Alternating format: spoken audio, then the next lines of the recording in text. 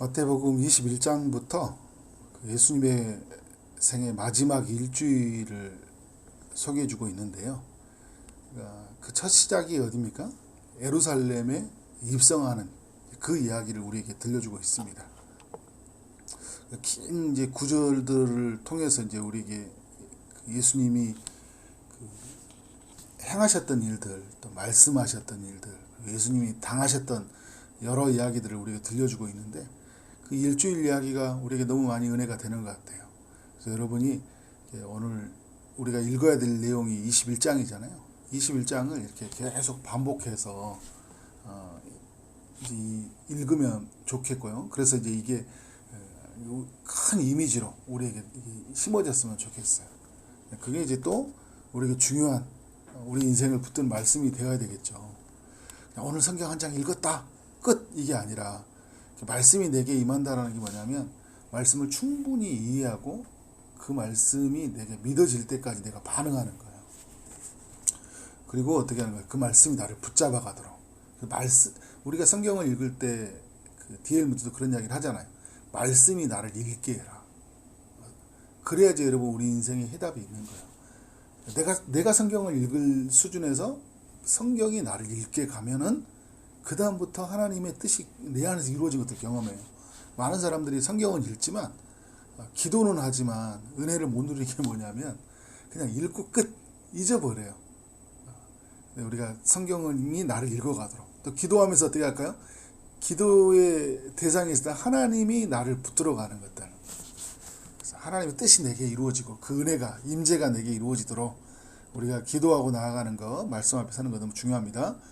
예수님이 제자들과 함께 예루살렘에 입성을 하잖아요. 수많은 무리들이 예수님을 이제 따르고 있다. 또 그 예루살렘에서 또 기다리는 무리들도 있었고요. 이들이 어떻게 합니까? 예수님을 이제 진짜 예루살렘의 유대의 왕으로 이제 맞이할 준비를 하고 있는 거예요. 이제 예수님의 시대가 왔구나.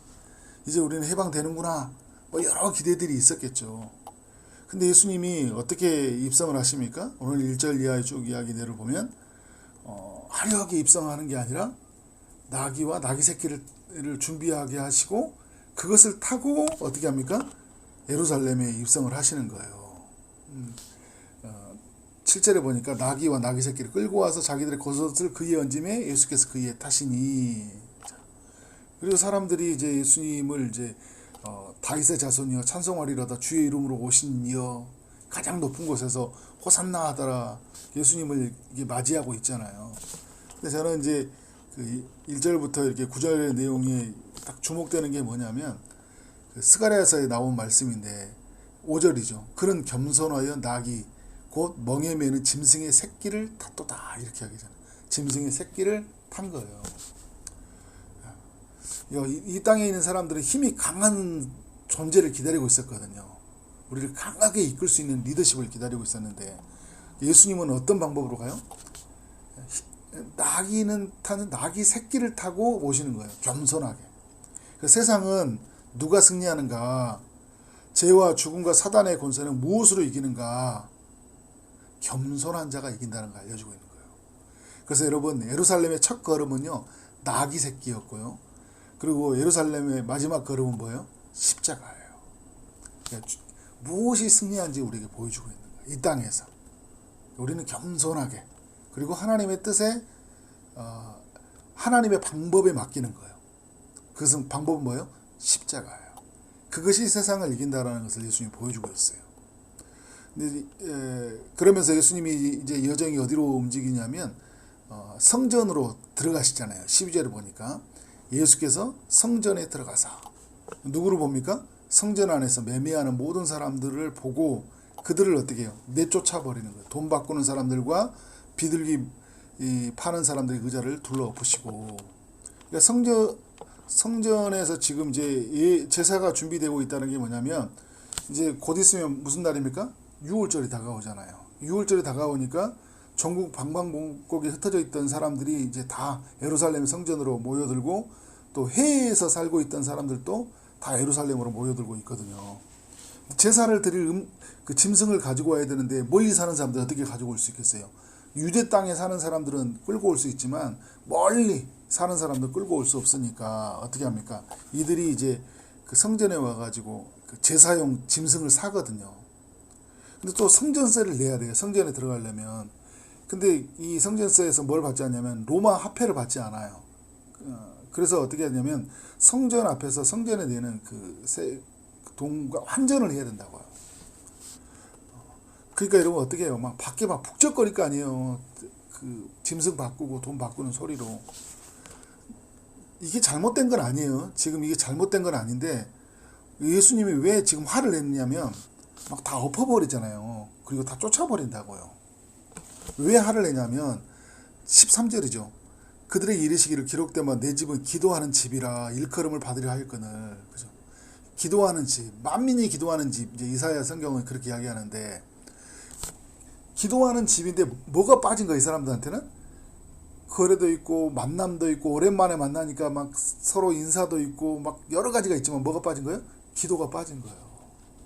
야, 오늘 성전에 온 목적이 뭐냐고요. 이거 하려고 온 게 아니잖아요. 이거를 통해서 뭘 하려고 하는 거예요? 기도하는 집이었잖아요. 근데 뭘로 만들었냐? 강도의 소굴로 만들어버렸다. 그러니까 이건 뭐예요? 정말 중요한 것은요. 중요한 건 뭐냐면 중요한 거 빼고 다른 걸 내가 추구하고 있다라는 거예요. 14절에 예수님은 이제 성전에서 뭘 해야 되는지 직접 보여주셔요. 맹인과 저는 자들이 성전에서 예수께 나오매 예수님 어떻게 해요? 고쳐주시니라. 성전은 어떤 곳이에요? 치유받는 것이에요. 예수님이 전에도 이제 해당에서 성전 뭐가 해당은 다른 거예요. 해당에서 손 마른 사람을 막 고쳐주시잖아요. 말씀이 임하는 곳, 또 하나님을 예배하는 곳에서는 무엇을 하는 거예요? 그것은 치유받는 것이고 치유하는 것이에요. 우리가 여러분 사람들을 예수 이름으로 치유하는 것이고요. 또 우리가 아프면 어떻게 해요? 치유받는 것이라고요. 회복되는 것이라고요. 그래서 여러분 우리가 안식일날 집에 쉬지 않고 어디를 가는 거예요? 성전에 가고 교회를 가잖아요. 왜? 하나님 예배하면서 우리의 영혼이 쉬고 또 우리 아픔이 어떻게 하는 거예요? 고침을 받기 위해서 새로 고침을 좀 항상 해야 돼요. 그죠? 좀 뭔가 삶이 정리돼야 된다고요. 교회 가서 여러분 뭔가 시원하게 영적 샤워가 있어야 될 거 아니에요. 생각이 좀 확 말씀 중심으로 하나님 중심으로 바뀌어져야 되잖아요. 근데 주님이 고쳐주셔요. 왜냐하면 교회 머리가 주님이시기 때문에. 그죠? 그런데 여러분 어떻게 해요? 15절에 대제사장과 서기관들이 예수께서 하시는 이상한 일과 또 성전에서 소리질러 호산나 다윗의 자손이 하는 어린 아이들을 보고 노하였다. 자 여러분 대제사장과 서기관들은 지금 화가 나 있어요. 어디에서요? 성전에서. 왜? 예수님이 하는 일을 이상한 일로 여기잖아요. 왜 저렇게 뭐 하는 거야?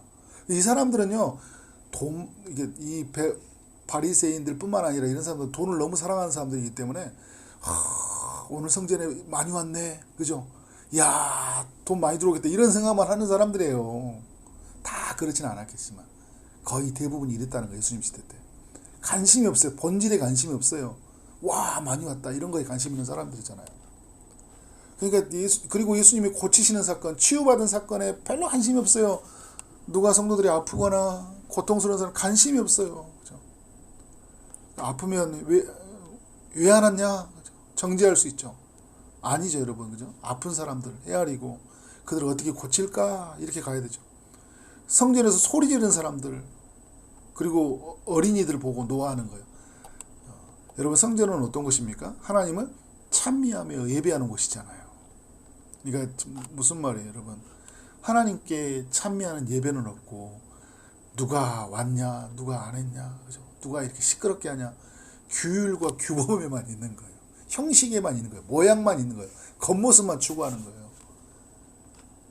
그러니까 이들은 화려한 것들을 추구하는 사람들이잖아요. 그러니까 겸손한 왕 나귀 새끼를 타고 입성하신 주님, 또 그 중요한 본질에 집중하신 예수님에게 집중을 하지 못해요.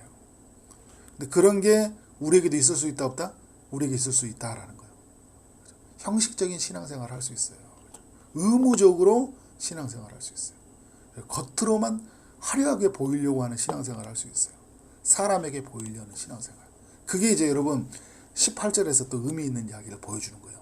자, 17절에 그들이 떠나 성 밖으로 베다니에 갔다고 하잖아요. 거기에서 이제 유하시니라. 베다니는 이제 마리아, 마르다, 삼형제, 삼남매가 있는 곳이잖아요. 이른 아침에 이제 다시 이제 성으로 들어오셔요. 밖에 나가 유하셨다가. 그런데 이제 오는 길에 뭘 만나는 거예요? 배가 고팠는데 한 무화과 나무를 본 거예요. 길가에 서 있는. 근데 이 무화과 나무를 뒤 쫙 멀리서 볼 때는 야, 무화과 나무다. 무화과 하나 먹자. 가서 봤는데 잎사귀만 밖에 있지 뭐가 없어요? 무화과가 없는 거예요. 그러니까 어떻게 하는 거예요? 예수님이 그 무화과 나무를 저주하시고 다시는 무화과 나무 이제 어떻게 하는 거예요? 무화과 나무 열매를 맺지 못하게 하시잖아요. 근데 왜 사람 제자들이 보고 왜 이렇게 이상히 여겨 무화과 나무가 왜 말랐냐? 예수님이 여러 교훈을 줘요. 그러니까 여러 교훈을 준다는 게 뭐냐면 예수님이 이렇게 어떻게 해요? 그 이런 행하는 권세를 통해서 그가 그 인간 이상의 그 존재라는 것을 드러내시고 있는 하나의 측면이 있고, 그러니까 주의 이름으로 하면 무엇이든지 행할 수 있다라는 것들에 대한 제자들에 대한 어떤 그런 기대감, 그런 소망을 심어주기도 하지만 오늘 말씀의 맥락에서 그러나 전체 맥락으로 본다면 겉모습만 추구하는 것에 대한 주님의 심판인 거예요. 잎사귀만 무성한 것에 대해서 어떻게 하는 거예요? 그것을 어떻게 하는 거예요? 주님은 원하지 않는다는 거예요. 결국 무화과는 뭐가 열려야 돼요? 무화과 열매가 열려야 되는 거예요. 여러분, 우리 하나님의 사람들은, 우리 하나님의 형상으로 지음받고 하나님의 구원받은 사람들은 어떻게 할까요? 하나님의 형상으로서 하나님의 존재가 드러나야 되는 거예요. 구원의 열매가 우리의 삶 안에 드러나야 된다고요. 믿는 사람들 안에서. 근데 이 대제사장들, 서기관들, 그리고 다른 사람들 어떻게 해요? 성전도 있죠? 이들에게는요. 예배도 있어요. 유월절도 있어요. 다 있어요. 근데 뭐가 없어요? 신앙의 중요한 열매가 없는 거예요. 하나님을 향한 마음, 하나님으로부터 시작되어지는 그 은혜가 흘러오는 것들이 없는 거예요.